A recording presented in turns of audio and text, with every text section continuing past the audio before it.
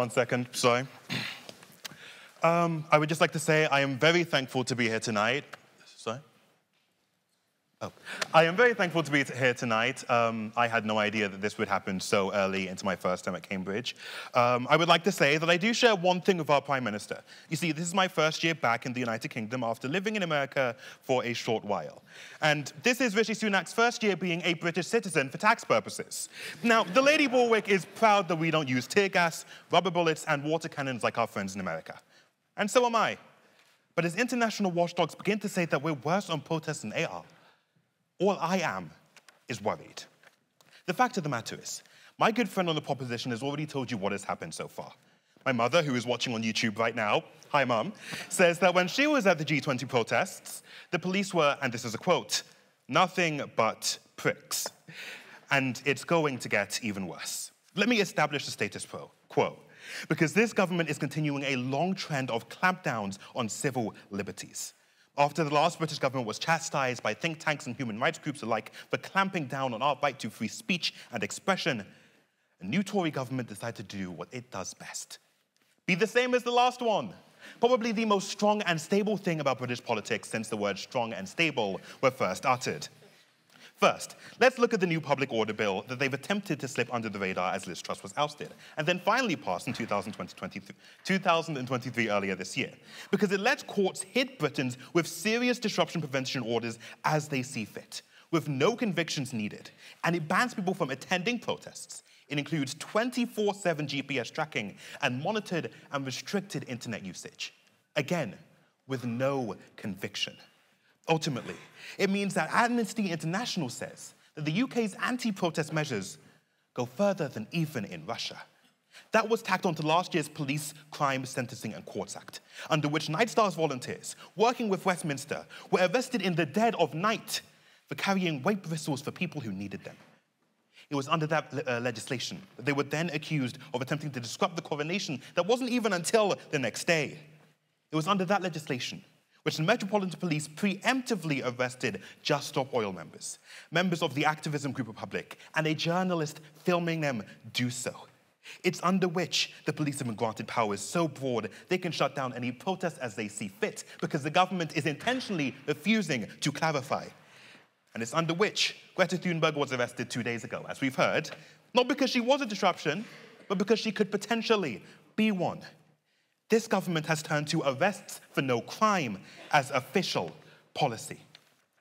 It was just this morning that the co-founders of Just Stop Oil were raided and arrested in their own homes. This is not about anything to do with safety. It is not about anything to do with disruption.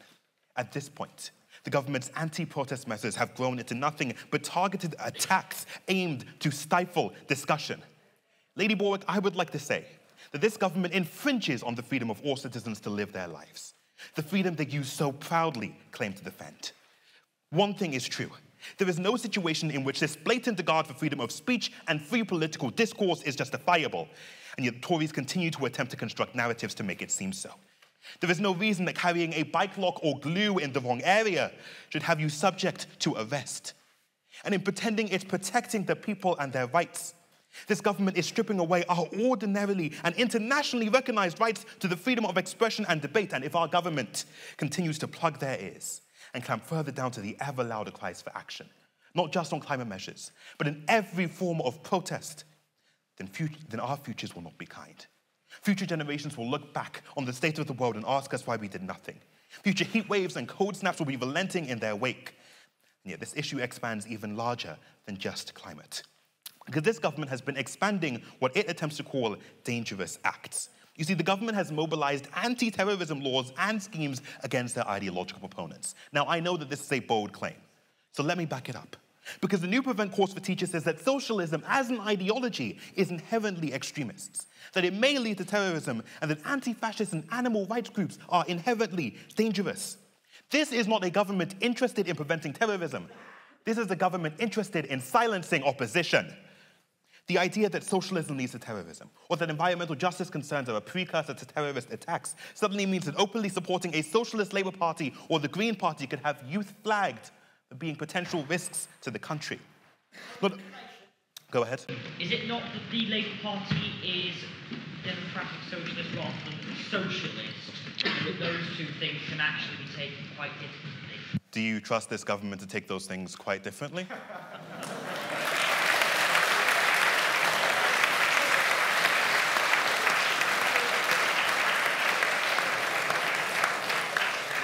So let me tell you why you shouldn't trust this government. Because it's not only not enough for squads to be sent out arresting people for carrying rape whistles, but now Suella Braverman has equivocated the Palestinian flag itself with terrorism. It was just last week that Braverman said that displays of the flag in public may not be legitimate. They may be causes for arrest in and of itself. And in the last 2 weeks, Greater Manchester police have stopped and frisked anti-racism protesters, arrested people for carrying Palestinian flags, threatened the people watching them do so with arrest, and attempted to thwart protests outside of the Tory conference. And it was 2 days ago that a British volunteer doctor in Gaza had his home in the UK, with his family living inside of it, raided for humanitarian volunteering. At what point do we recognize that this is no longer about protecting the people from disruption, but that this is targeted harassment of this government's very opponents? Again, one thing holds very true. This government could not be less interested in preventing terrorism at its source. Because while the number of extremist far-right terror threats continues to increase, this government's focus seems to be on silencing political opposition, on equivocating national origin with support of terrorism, and essentially telling their police that their job is to commit unfathomable attacks on civil freedoms. This government's anti-protest narrative seems to be masked under the veil of protecting safety, when instead the Tories have spent their time in power manufacturing our consent for the violation of our rights. And once again, to respond to Lady Borwick, it is not skillful of the Metropolitan Police, it is not skillful of our government to force citizens through arrest and a trial. And just because the courts shut down this government's attempts at silencing people does not absolve the government from being far too harsh in the first place. Cracking down on protests is not just brutalizing, but these continued attempts at intimidation are far too harsh alone. And they don't come from the Metropolitan Police, they come directly from the government.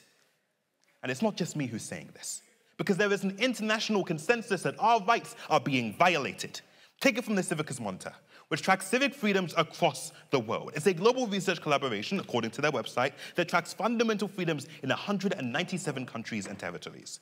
In March of this year, it said downgraded countries for human rights and civil freedoms include Russia, Myanmar, Tunisia, Guatemala, and the United Kingdom. We're now considered an obstructed democracy, with basic civic freedoms being undermined. We're even behind the United States. And again, as someone who lived in the US for 5 years, we're behind the United States.